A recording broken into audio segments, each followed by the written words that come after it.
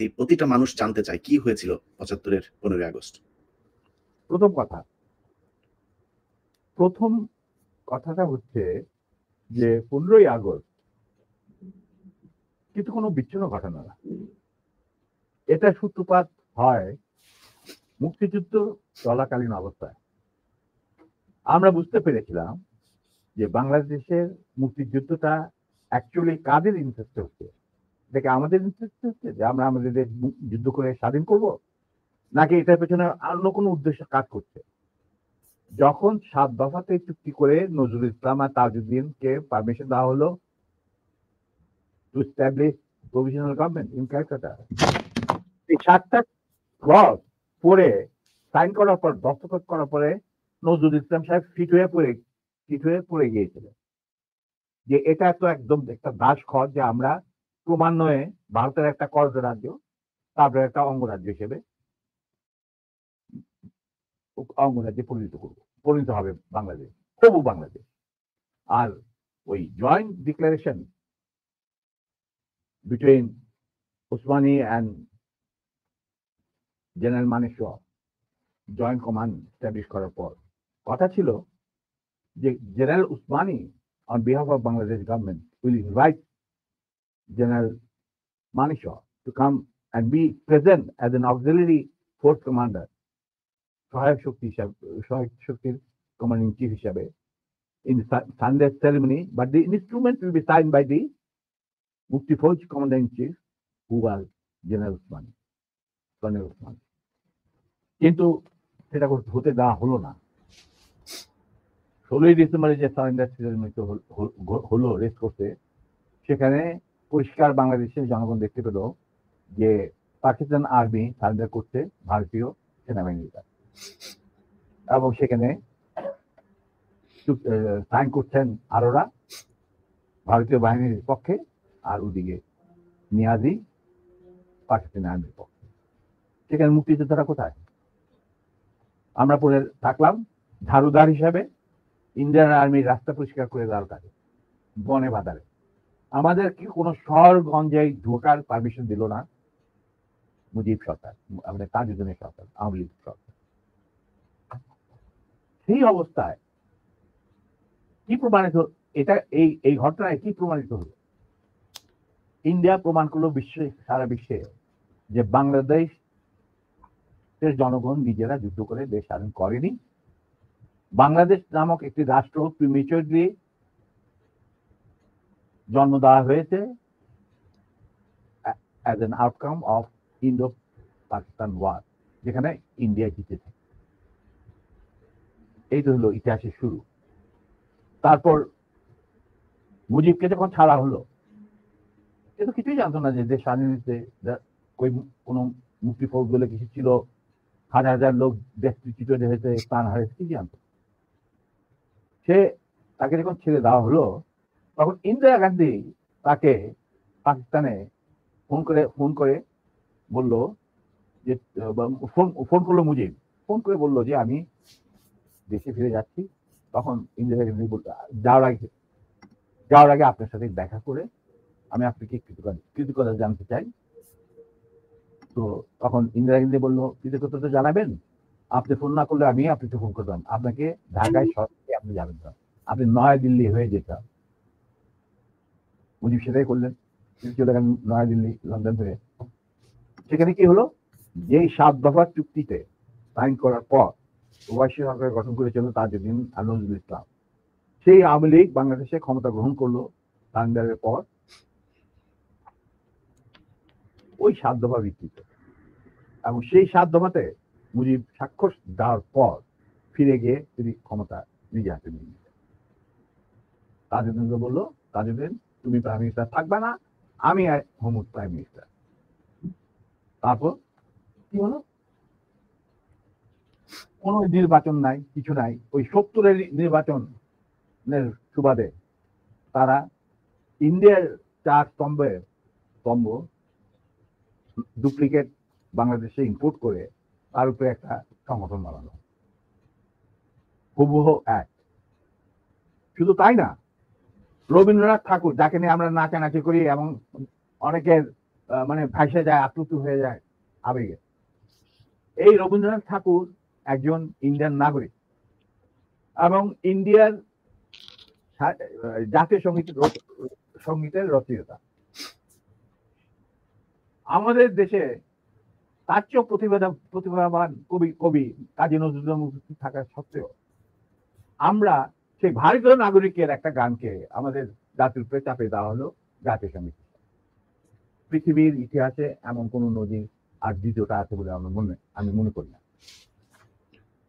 কেন কোনো বাংলাদেশে যদি নজরুল ইসলামকে আমরা জাতীয় কবি আখ্যা দিয়ে থাকি, তাহলে নজরুল ইসলামের গান কেন হলো না? বা অন্য কারো গান হতে পারতো জাতীয় সঙ্গীত। ভালো ভালো কবি সাহিত্যিক ছিলেন আমাদের দেশে, কিন্তু পৃথিবীর ইতিহাসে কোথাও নাই যে বিদেশি এক নাগরিকে যে নাকি তার দেশের জাতীয় সঙ্গীত রচনা করেছে এবং আমাদের শুদ্ধ স্বাধীন বাংলাদেশে এসেও আমাদের জাতীয় সঙ্গীত রচনা করতে হবে। কি ধরনের কথা? That means you have nothing in your hand. তারপর মুজিবকে দিয়ে লক্ষ্মীবাহিনী সৃষ্টি করলো ইন্ডিয়া। তারা বাংলাদেশের সামরিক বাহিনীকে দুর্বল করে একটা নামে মাত্র সামরিক বাহিনী, হাতে লণ্ঠন করে ঠনঠন, এই ধরনের একটা সেনাবাহিনী রাখবে। আর কারণ একটা সেনাবাহিনী তো রাখতেই হবে, কারণ যে কোনো জাতির মেরুদণ্ড হচ্ছে সেনাবাহিনী। ওই হাতে লণ্ঠন করে ঠনঠন, আর আসলে তার চেয়ে অনেক শক্তিশালী একটা বাহিনী গঠন করলো ইন্ডিয়া। স্যার, ওই যে ৭ দফাটা আমরা তো ইতিহাস পড়ে আমরা তো আসলে সাক্ষী না, আমরা পড়ে মানুষকে জানানোর চেষ্টা করেছি। আপনার স্মরণ আছে ৭ দফাটার কথা কি কি ছিল? ওই দফায় যদি কয়েকটা গুরুত্বপূর্ণ জায়গা যদি মনে রাখেন। দেখো ভাই, আমি তো অ্যাকচুয়ালি ৭ দফা একদম টোটো এগুলো আমার বইতে লেখা আছে। এটা কেন জিজ্ঞেস করলাম স্যার, কারণ হচ্ছে মানে আপনি সিদ্ধান্ত করতে পারবেন না স্যার, সেনাবাহিনী তো ৭ দফা মানলে করতে পারবেন না স্যার। আমার পক্ষে হয়তো এখন রিকালেক্ট করা অফেন ডিফিকাল্ট, কারণ আমার মাথায় অনেক কিছু খেলা করে। দু একটা জিনিস বলছি, যেমন ধরো মুজিব এবং তার সরকারকে প্রোটেকশন দেওয়ার জন্য ইন্ডিয়ান আর্মি অবস্থান করবে বাংলাদেশ। বাংলাদেশের কোন শক্তিশালী সামরিক বাহিনী গঠিত হবে না। বাংলাদেশের কোন স্বাধীন বৈদেশিক নীতি থাকবে না। বাংলাদেশের শাসন ব্যবস্থা, আমলাতন্ত্র, শিক্ষা ব্যবস্থা, স্বাস্থ্য ব্যবস্থা, শিল্প ব্যবস্থা, কৃষি ব্যবস্থা সবকিছুই চলবে ভারতীয় বিশেষজ্ঞদের ইচ্ছা মতো। তারা মুজিব বিরোধী কোনো মানুষকে বাঁচিয়ে রাখা হবে না। তার জন্য যত লোক মারা দরকার মারা হবে, যত লোককে লুলা ল্যাংড়া করা হবে, চক্ষু তুলে নেওয়া হবে, মেয়েদের ইজ্জত লুণ্ঠন করা হবে, কোনো সমস্যা নেই।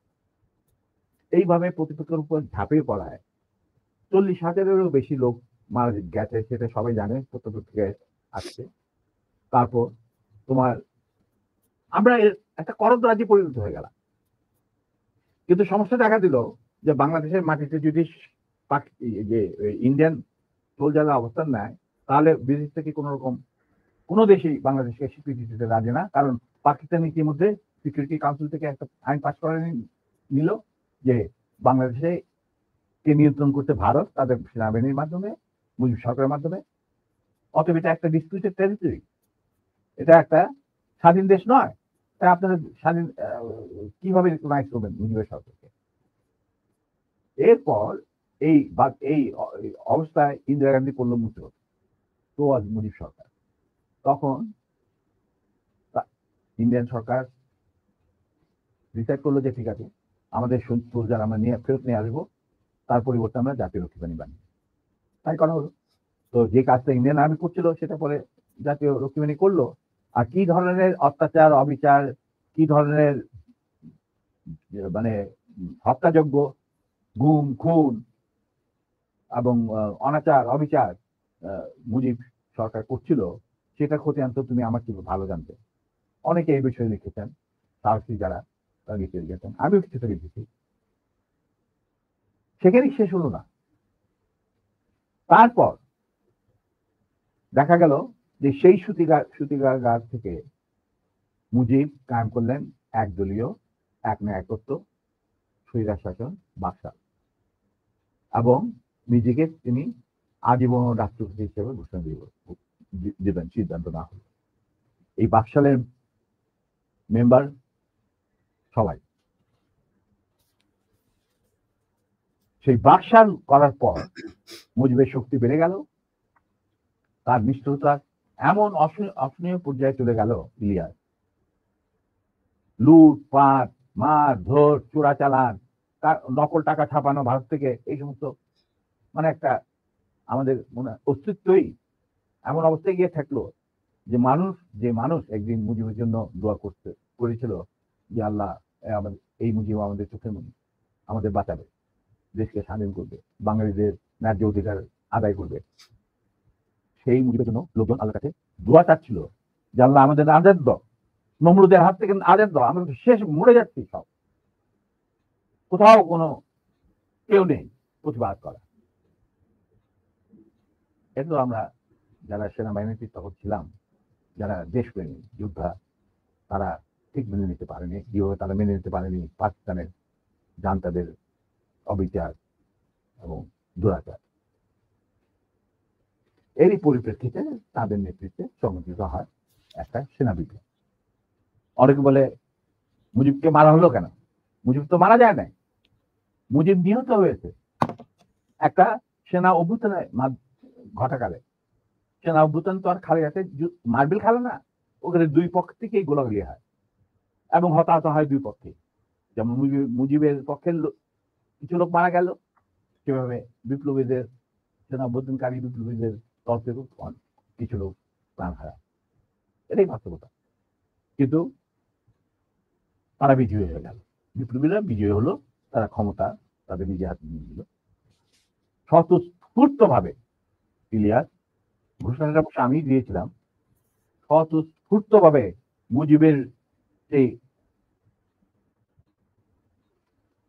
মৃত্যুর খবর জানার পর আর বাকশালের পতনের খবর জানার পর লাখো লাখো লোক, মানে দেশের রাস্তা ঘাট, গঞ্জ, শহর, বন্দর, নগর, গ্রাম, সবাই আনন্দ মিছিল বের করলো। আমরা তো এই সমস্ত লোকজনকে ডেকে নিয়ে আসিনি, স্বতঃস্ফূর্ত ভাবে লোকজন। আর যে সমস্ত রাজনৈতিক নেতা বা দলগুলো আন্দোলন ছিল, তারাও জনসমর্থন নিয়ে রাস্তায় চলে আসে। এইভাবেই জনস্বীকৃতি পেয়েছিল 15 আগস্টের 32 সামরিক অভ্যুত্থান।